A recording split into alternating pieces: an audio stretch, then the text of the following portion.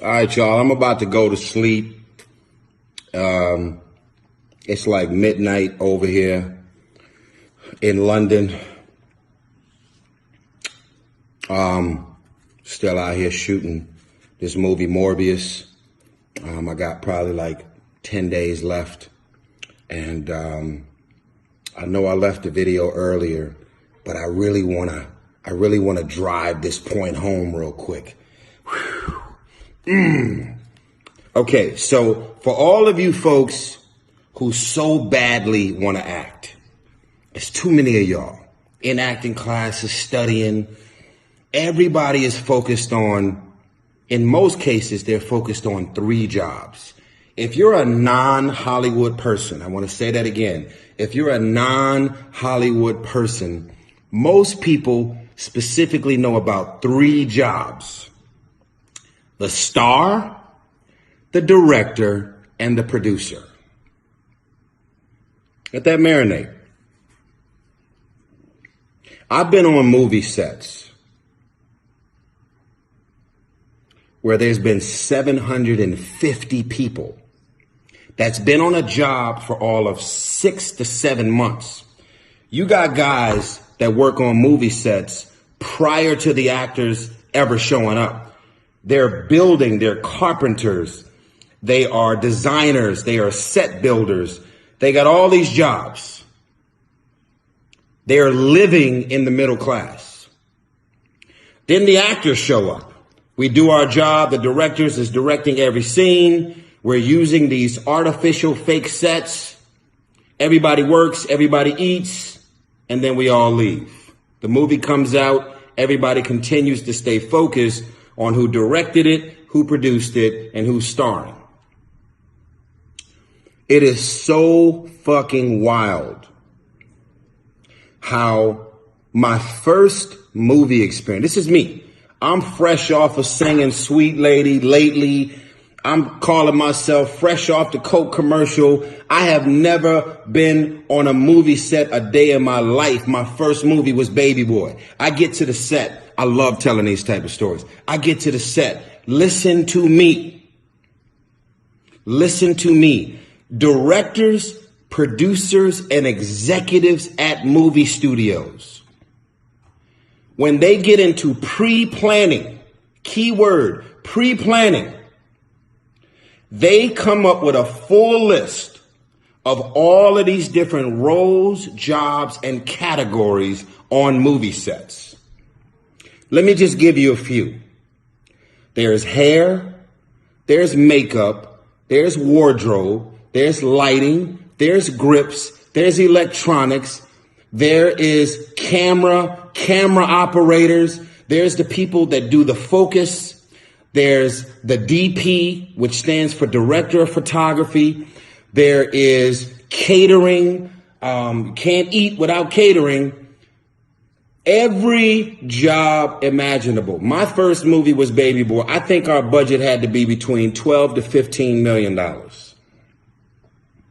My first movie experience, every job in every category, but all of a few, were all African American. All of them. And I'm thinking, this shit is normal. My nigga. Every movie set I went to for at least a few years, never seen any black people, Latinos in sight ever. Go down my resume. Look me up. So it is amazing to me that when you have diverse intentions, when you are intentional with what you're doing, it shows up. Now, what's also crazy to me is this. Black people in Hollywood have been told that movies with a predominantly, this has been an old racist Hollywood practice. Very different now, I must say, and I'm proud. But there's been an old racist perception. And I'm sure that they had statistics and tracking and all of this shit to back up these facts. But this has been a perception that's been around for too many years that movies with predominantly black cast will only do so well in the US, and they especially don't do shit internationally. Like, for real. So what they'll do is, in a real clever way, because the real ones know what the fuck is going on. And again, no one's bitter, no one's mad about it, we just speaking facts. What they'll do is, they'll go with a black man or a black woman, but they'll go super light skinned, super bright. I'm talking about, black is black. And of course, we all know that black comes in all shades. There's even black folks that are albinos, all the above, mulatto, black, yellow, don't get caught up in that part of it. I'm talking about, they'll say, oh, we got to put somebody black in the movie, but they ain't putting on the bruhs. You know what the fuck I'm talking about. So, when movies like The Fast and the Furious, and I'm not bringing up The Fast and the Furious because I'm in it. When movies like The Fast and the Furious, that's been around going on 19 years. This is a non-comic book, non-TV show, non-pre-existing international property. The Fast and the Furious started with a paragraph from the Vibe magazine. Google it, look it up. About an underworld car culture in New York City. And the casting from 18 years ago was white, black, Asian, Latino, all across the board. And when the box office success domestically and internationally started happening with Fast and the Furious, Hollywood was forced to scratch their head like, what the fuck is going on? Because this does not reflect any of the pre-existing racist practices of Hollywood.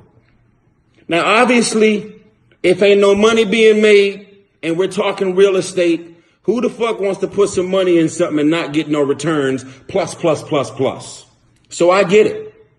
However, through the lens of a visionary, diverse, progressive, aggressive man named John Singleton, he has always went above and beyond to not just hire black people because they're black, but black people that earned and were capable of doing the job. Now, listen, you know me. I'm so fucking happy when I go to Oscar events and Golden Globe events. I feel like a hot piece of chocolate walking in that motherfucker. I got people in Hollywood looking at me like they ain't never looked at me ever. And I'm sitting back and I'm like, holy shit, this all started from hashtag Oscar so white, et cetera, et cetera, et cetera. And all of the people putting their footing down, speaking upon how women are paid less money than the men, how there's no Asians, no black, no Latinos, how we may end up with an Oscar nomination and we're sitting there and we're like, holy shit, it's about to happen. And they continued to pass the awards out to all white people and kept on leaving us out. That's all different now. We already know that, which is a blessing. And this happened on the backs of Sidney Poitier and Denzel and Spike Lee and John Singleton and all of the true legends, Harry Belafonte, all of the true legends that were moving and progressing at the height of racism. And they were on these sets and everybody in Hollywood made it clear that your black ass should feel real lucky that you're on this set. So what is the whole point? Through the lens of John Singleton, the state of Hollywood that we're in right now has always looked this way. Ruth Carter just won an Oscar. She was the stylist for Baby Boy, wardrobe stylist for Baby Boy, Four Brothers, did all of John's movies.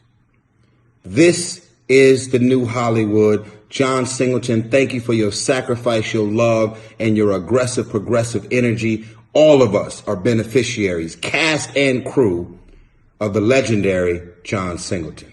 Good night.